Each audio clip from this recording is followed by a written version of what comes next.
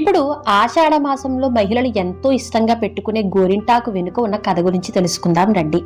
గౌరీదేవి బాల్యంలో తన చెలికత్తెలతో కలిసి వనంలో ఆడుకుంటూ ఉండగా రజస్వల అవుతుందట.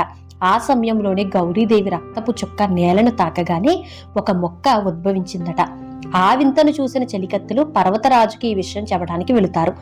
వచ్చి చూసిన పర్వతరాజు సతీ సమేతంగా వచ్చి చూసేసరికి ఆ మొక్క పెరిగి పెద్దదవుతుంది. అప్పుడు ఆ చెట్టు ఇలా అంటుంది, పార్వతీదేవి రుద్రాంశతో జన్మించాను నేను, నా వల్ల ఈ లోకానికి ఏదైనా ఉపయోగం ఉందా అని అడుగుతుంది.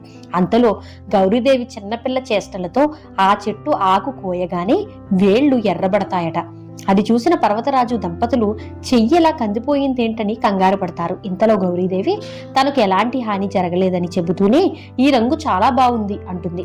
అప్పటి నుంచి స్త్రీలకు సౌభాగ్య చిహ్నంగా గోరింట ఉంటుందని వరమిస్తాడు. అప్పటి నుంచి స్త్రీలకు గోరింట అంతే